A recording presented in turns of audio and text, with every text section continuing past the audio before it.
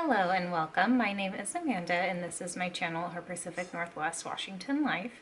And today I wanted to talk about the books that I hope to read during the months of January and February. So I am kind of a seasonal reader, which means for me, January and February are part of the winter months. So I like to read books that either take place during winter or just kind of put me in that kind of cozy mindset. So I like a lot of fantasy books. I like historical fiction and things like that. So I've got a little mix here of pretty much both just historical fiction and fantasy. So there are three books that I don't own physically I want to talk about before I forget about them. The first is a buddy read I plan to do with my friend Darshell over at Books and Planners, and we are going to read the A Court of Thorns and Roses series together. Darshell has already read them. I have not. And I was really hesitant about even getting into the whole world of Sarah J. Maas because I feel like there's people who either really, really love her stories or really, really dislike them. And I kind of feel like I'm going to fall on the latter end, but Darshell really enjoyed these series. So I want to at least give it a chance. I own A Court of Thorns and Roses on my Kindle, but I think I'm going to try and pick it up as an audiobook just because it is such a long story. So we'll see how that goes.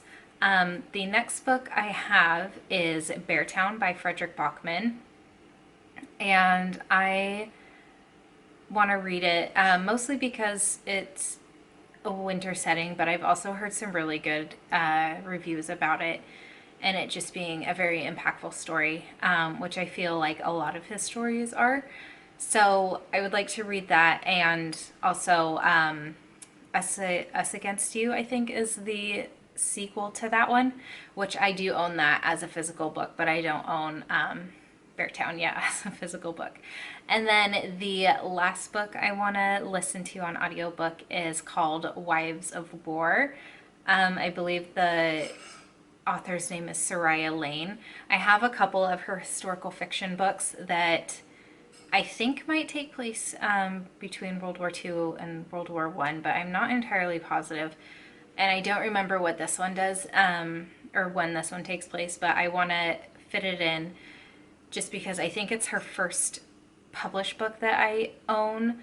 And I want to kind of split up her historical fiction novels throughout the year. That way they don't blend together too much. So I did want to start with one of them in January or February just to kind of get a kickstart on that. The next books I have, three of them are rereads for me, but two of them are rereads so I can finish a series, and one is just a reread for the whole series. So the first I have is potentially another buddy read, and that is The Hobbit by J.R.R. Tolkien. There's a couple series in 2020 that I would really like to reread that I haven't read in quite some time, and The Hobbit and Lord of the Rings is one of those series, and I think there is a read-along that's going on for the first 4 months of the year, possibly, for The Hobbit and then the three Lord of the Rings books. But I will probably be reading this with Rainy over at, I think Rainy Day Reads is her channel name. She had told me about the readathon or the read along that was happening, and I might join in on that, but I might also just read these at my own pace. But I think I would like to read The Hobbit with Rainy if we can fit it in together. So I know she's going to message me at the beginning of January, so just a couple more days to go before we start this reread. The next book I have is The Bear and the Nightingale by Catherine Arden, which is the first book in the Winter Night trilogy, which is based off of Russian folklore. And I listened to this book on audio, wasn't last year, but I think it was the year before. Before I knew this was a series, which I don't typically like to pick up series until they've finished. But this one's just a trilogy. It's over now.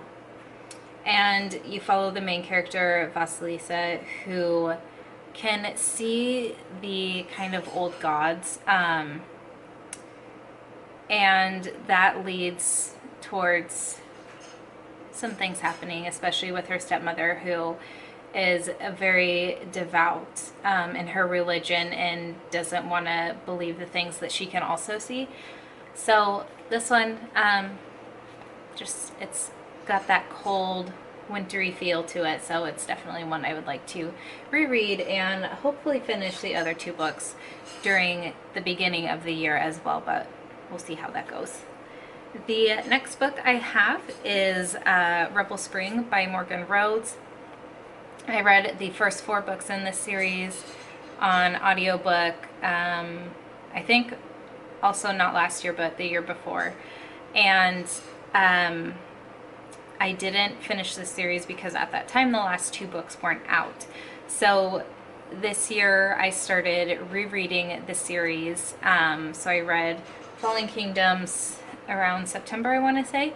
So now I need to continue on in my reread of these books. And I know Frozen Tides, which is the 4th book, takes place kind of in a wintry world or wintry setting, but there are 4 lands in Palsia. No, Limeros is the one that's the wintry one that's far up north, so everything's pretty much frozen and stuff. So it'll be good to have that wintry cold setting to read while I am reading these books.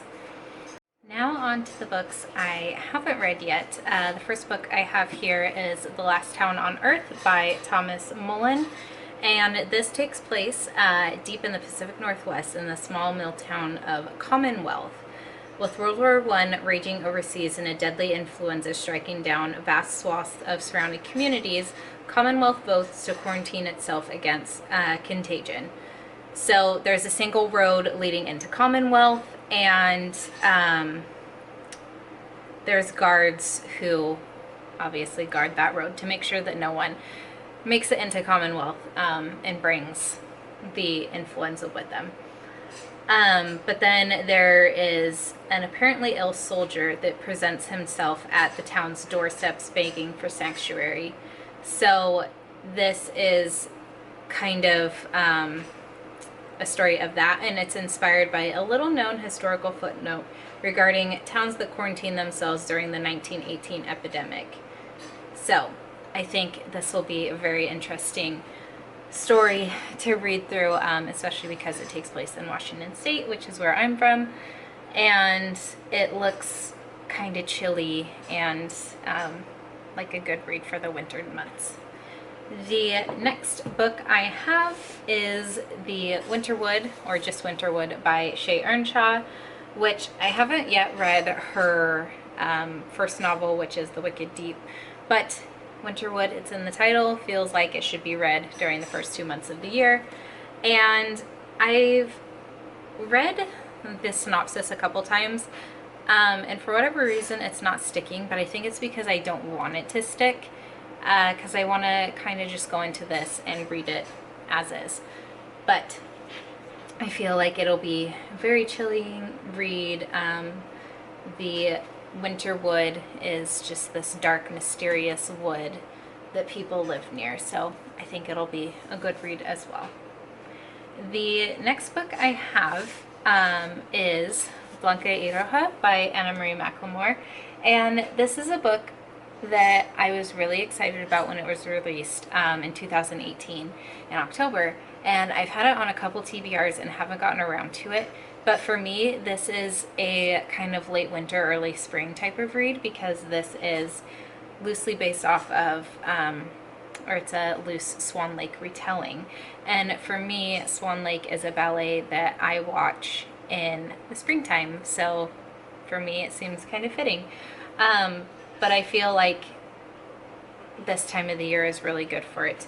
There are, I think, 2 sisters. They've never just been sisters, they're also rivals and opposites.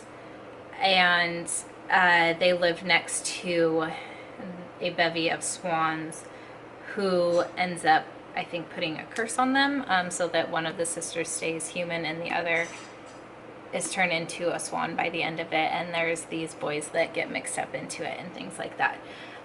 So I have wanted to read this for some time, but I am a seasonal mood reader, and I feel like this has a very specific, like, springtime, late winter feel to it that I need to just get to it during that time. So this will probably be towards the February time frame that I read it, but still one that I really, really am looking forward to. I just need to read it already, and we're going into the perfect season for me. The next book I have is The Orphan's Tale by Pam Janoff, and this is about two young women during World War II. One of them is disgraced after becoming pregnant by a Nazi soldier, and she's forced to give up her baby. When she discovers a boxcar containing dozens of Jewish infants bound for a concentration camp, she takes one of them and flees into the snowy night. And then she finds refuge with a German circus. And amongst that circus, she meets the lead aerialist named Astrid. So it's about their bond and tales like that. So I think this will be really good. Obviously, winter night, there's snow on the cover, and we've got historical fiction, which is a fave genre of mine, especially when it's set during the World War II time frame. And I read Water for Elephants last year and really enjoyed the kind of behind the scenes, following the performers and members of the circus. Not really seeing the circus, but seeing the behind the scenes. So I think this will give me some similar feelings to that, and I think it'll be a really good read for this time of year. And the last book I have gets me almost to finishing a very chunky series, which is the Outlander series by Diana Gabaldon. I'm up to An Echo in the Bone. I have been listening to these on audiobook, even though I own all of them as physical books. They're not fun to hold is really what it comes down to. And I do a lot of my reading in bed at night, which I prefer to read on my Kindle or just have smaller books to hold. And at first I really didn't like the narrator for these stories, but I've come to really enjoy listening to the stories as she tells them. So here we go. This one takes place during the American Revolution. That's where we're up to with this. As far as I know, well, with it being the American Revolution, Claire and Jamie are still in the Carolinas, so we'll see where the story takes them from there. But that is my list. I think I was trying to keep it around 10 books, so about 5 per month, and then still be able to swap in other books that I feel like reading. But I think I made it up to 11 books for this bi-monthly TBR. So I would love to know if you have planned to read any of these books as well. And if you do, if you are up for a buddy read, I've come to really enjoy buddy reads in 2019 and would love to continue that into 2020. So please do let me know if you're interested in that in the comments below, and I will chat with you there until my next video. Bye!